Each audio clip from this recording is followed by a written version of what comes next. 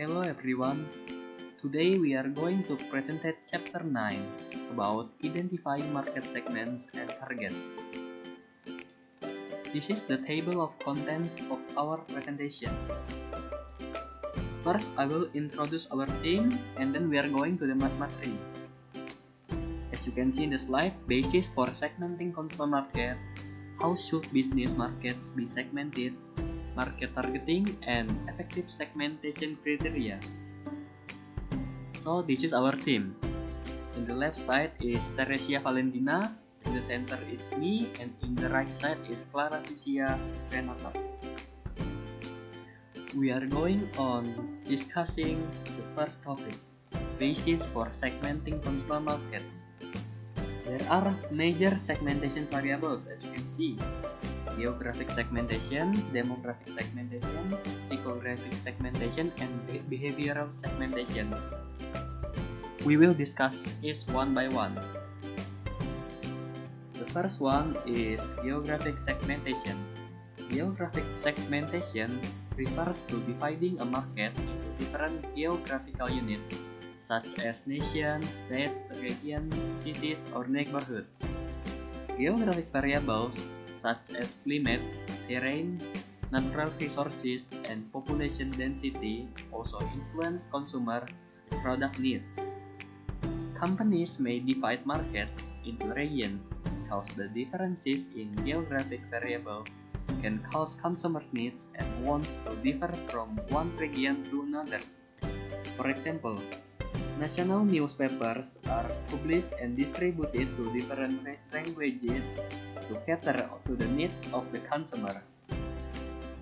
Next, demographic segmentation.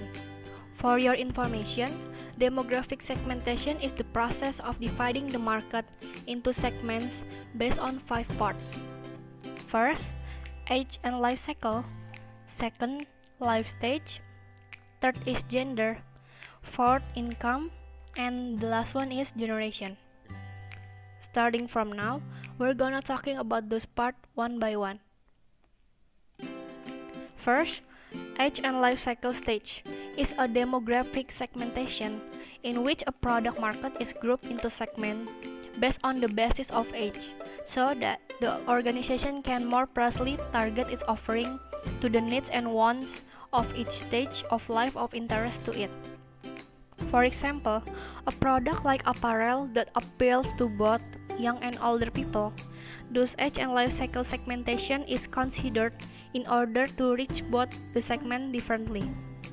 For older segment, the reach can be by the method of commercial and on the daytime television, and for the younger people, via internet or social media. Second, life stage. Life stage is a demographic segmentation which defines a person's major concern, such as going into a marriage, going through a divorce, taking care of an older parent, and so on. This life stage presents opportunities for marketers who can help people cope with the accompanying decision. For example, the wedding industry attracts marketers of a vast range of products and services. Third, gender. Both men and women have different attitudes and behave differently, based partly on generic makeup and partly on socialization. Research shows that women have traditionally tended to be more communal-minded, while men more self-expressive and goal-directed. Women have tended to take in more of the data in their intermediate environment, while men to focus on the part of the environment that helps them to achieve a goal. Fourth, income. Income segmentation is when the customers are segmented as per the annual or monthly income they are earning. In most of the conditions, the income segmentation have 3 main groups. First, high income groups. They are the most effective groups in the market, as they are the people who wish to buy the expensive products of the organization have the most perfect quality. Second, mid-income groups. They may not afford the high expensive products. For this reason, different companies have different low-cost products which can be affordable and provide different advantage to such people. Third, low-income groups. They do not have sufficient income to buy the products which are expensive. For such people, the quantity of products have more advantage than the quality, as they do not have sufficient research to get the high level and the best quality product for themselves. And finally, the last one is fifth generation. Generational marketing is a marketing approach that uses generational segmentation in marketing communication. Generation is divided to four parts. First, Generation Y or millennials. Those people who born between 1977 and 1994. Second, Generation X. Those people who born between 1964 and 1978. Third, Baby Boomers. Those people who born between 1946 and 1964. Fourth, Silent Generation. Silent Generation is people who born between 1925 and 1945. Next is physical-graphic segmentation. Physical-graphic segmentation means that buyers are divided into groups on the basis of psychological or personality traits, lifestyles, or values. Physical-graphic is the science of using psychological and demographics to better understand consumers. People within the same demographic groups can exhibit very different physical-graphic profiles. This is the false segmentation system. False segmentation system is one of the most popular commercially available classification systems based on physical-graphic measurement in strategic business insights.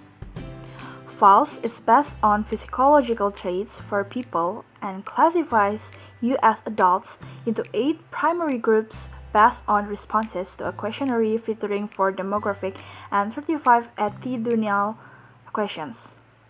The false system is continually updated with new data from more than 80,000 surveys per year.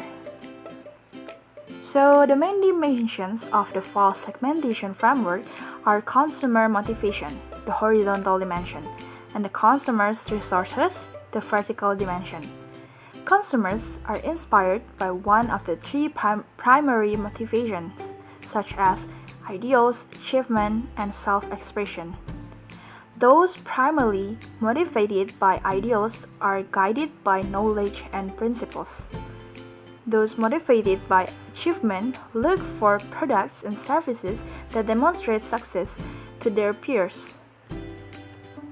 Consumers whose motivation is self-expression desire social or physical activity, variety, and risk. Personality traits such as energy, self-confidence, intellectualism, novelty-seeking, innovativeness, impulsiveness, leadership, and vanity, in conjunction with key demographic, determine an individual's resources. Different levels of resources enhance or constrains a person's expression of his or her primary motivation. Next is behavioral segmentation. So marketers divided buyers into groups on the basis of their knowledge of attitude toward, use of, or respond to a product. In behavioral segmentation, there is needs and benefit based. So need-based segmentation is dividing the market into smaller groups of people who have more or less the same needs. And the benefit-based segmentation is dividing the market based upon the perceived value, benefit, or advantage consumers perceive that they receive from a product or services. So, this both needs and benefit-based can identify distinct market segment with clear marketing implication. In behavioral segmentation, there is 5 decision roles. The first is initiator, the second is influencer, the third is decider, the fourth is buyer, and the last one is the user. So people play 5 roles in a buying decision. For example, assume a wife initiates a purchase by requesting a new treadmill for her birthday. The husband may then seek information from many sources, including his best friend who has a treadmill and is a key influencer in what models to consider. After presenting the alternative choices to his wife, he purchases her preferred model, which ends up being used by the entire family. Different people are playing different roles, but all are crucial in the decision process and ultimate consumer satisfaction. Next, we're going to talk about user and usage related variables. So, user and usage related variables consist of occasion, user status, usage rate, buyer readiness stage, loyalty status, and attitude. Occasion mark a time of day, week, month, year, or other well-defined temporal aspect of a consumer's life. We can distinguish buyers according to the occasions when they develop a need, purchase a product, or use a product. In a user status, every product has its own non-users, ex-users, potential users, first-time users, and regular users. Included in the potential user group are consumers who will become users in connection with some life stage or event. Next is usage rate. In usage rate, we can segment markets into a light, medium, and heavy products users. Heavy users are often a small slice but account for a high percentage of total consumption. Next is buyer readiness stage. In buyer readiness stage, some people are unaware of the product. Some are aware, some are informed, some are interested, some desire the product, and some intend to buy. To help characterize how many people are at different stages and how well they have converted people from one stage to another, we can recall it from Chapter 5 that the marketers can employ a marketing funnel to break the market into buyer readiness stages. Next is the loyalty status. So, marketers usually envision 4 groups based on brand loyalty status. The first is hardcore loyals. It means that the consumers who buy only one brand all the time. The second is split loyals. This is the consumers who are loyal to 2 or 3 brands. The third is shifting loyals. So this is the consumer who shift loyalty from one brand to another. The last is switchers. This is the consumers who show no loyalty to any brand. And next is we're going to talk about attitude. So there's 5 consumers' attitude to a product. There are enthusiastic, positive, indifferent, negative, and hostile. So we're going to talk about marketing funnel. So this is the example of display from a marketing funnel for 2 hypothetical brands.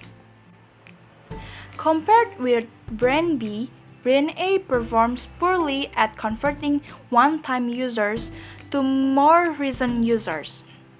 There's only 46% convert for brand A compared to 61% for brand B.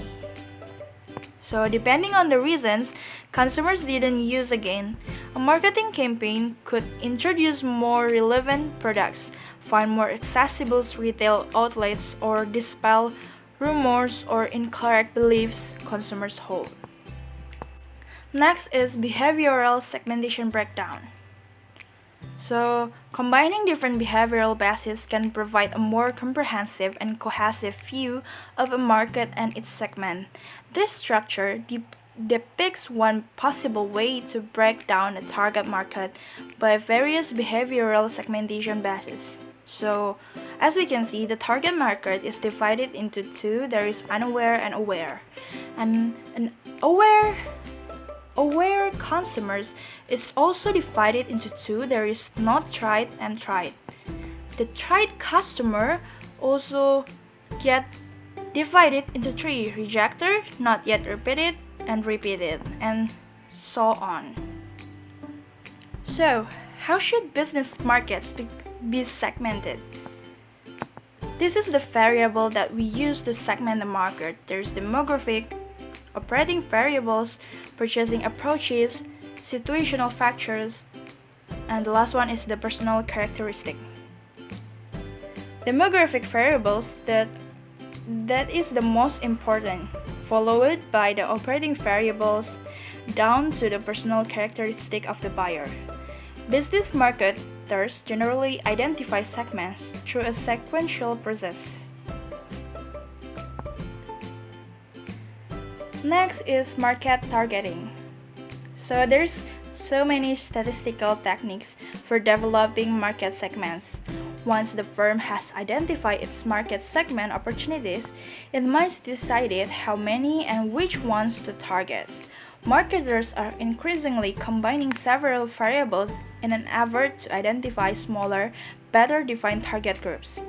Thus, a bank may not only identify a group of wealthy retired adults, but within that group distinguish several segments depending on current income, assets, savings, and risk preference. This has led some market researchers to advocate a needs-based market segmentation approach. So as we can see in the table, there's steps in the segmentation process. The first is the need-based segmentation. The second is the segment identification. The third is the segment attractiveness. The fourth is segment profitability. The fifth is segment positioning. The sixth is the segment asset test. The last one is marketing mix strategy. So this all is the step for segmenting the market target. Next is effective segmentation criteria. To be useful, market segments must rate favorably on 5 key criteria. Measurable. The size, purchasing power, and characteristic of the segments can be measured. Substantial. The segments are large and profitable enough to serve. A segment should be the largest possible homogeneous group worth going after with a tailored marketing program. It wouldn't pay, for example, for an automobile manufacturer to develop cars for people who are under 4 feet tall. Accessible. The segments can be effectively reached and served. Differentiable. The segments are conceptually distinguishable and respond differently to different marketing mix elements and programs. If married and single women respond similarly to sell-on perfume, they don't constitute separate segments. Actionable. Effective programs can be formulated for attracting and serving the segments. Michael Porter has identified 5 forces that determine the intrinsic long-run attractiveness of a market or market segment: industry competitors, potential entrants, substitutes, buyers, and suppliers. The threats these forces pose are as follows. The first one is threat of intense segment rivalry. A segment is unattractive if it already contains numerous, strong, or aggressive competitors. It's even more unattractive if it's stable or declining. Second one is threat of new entrants. The most attractive segment is one in which entry barriers are high and exit barriers are low. Third one, threat of substitute products. A segment is unattractive when there are actual or potential substitutes for the product. Substitutes place a limit on prices and on profits. Fourth, threat of buyers growing bargaining power. A segment is unattractive if buyers possess strong or growing bargaining power. And the last, threat of suppliers' growing bargaining power. A segment is unattractive if the company's suppliers are able to raise prices or reduce quantity supplied. And the last topic is evaluating and selecting the market segments. It has 4 possible levels of segmentation: full market coverage, multiple segment specialization, single segment concentration, and individual marketing. Full market coverage. With full market coverage, a firm attempts to serve all customer groups with all the products they might need. Only very large firms such as Microsoft and Coca-Cola can undertake a full market coverage strategy. Large firms can cover a whole market in 2 broad ways, through differentiated or undifferentiated marketing. In undifferentiated or mass marketing, the firm ignores segment differences and goes after the whole market with one offer. Undifferentiated marketing is appropriate when all consumers have roughly the same preferences and the market shows no natural segments. In differentiated marketing, the firm sells different products to all the different segments of the market. Next is multiple segment specialization. When different groups or consumers have different needs and wants, marketers can define multiple segments. With selective specialization, the firm selects a subset of all the possible segments, each objectively attractive and appropriate.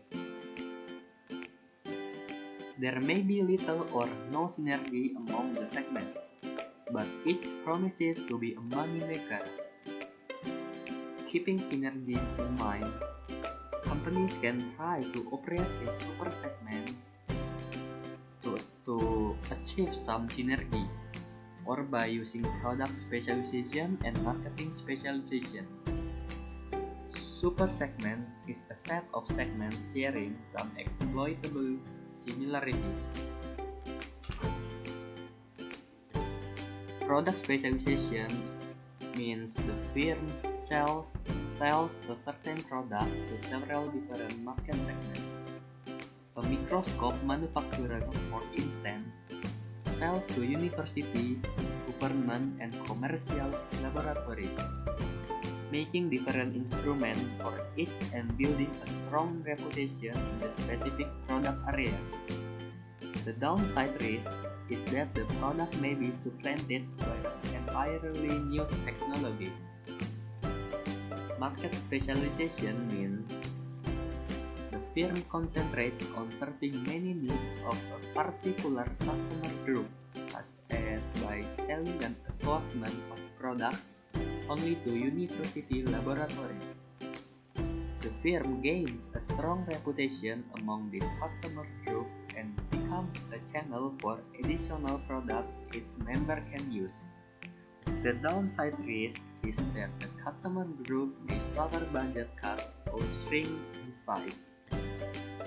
Next is single segment concentration. With single segment concentration, the firm markets to only one particular segment. Through concentrated marketing, the firm gains deep knowledge of the segment's needs and achieves a strong market presence.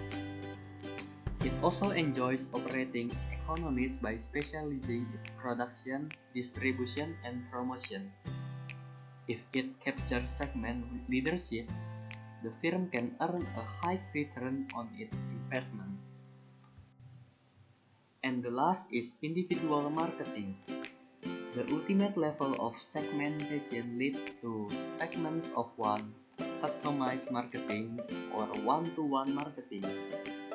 As companies have grown proficient at gathering information about individual customers and business partners, like suppliers, distributors, and retailers, And as their factories are being designed more flexibly, they have increased their ability to individualize market offerings, message, and media.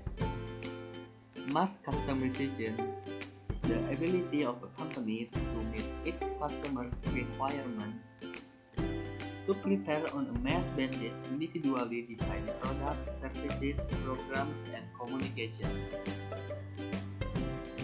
This is the end of our presentation.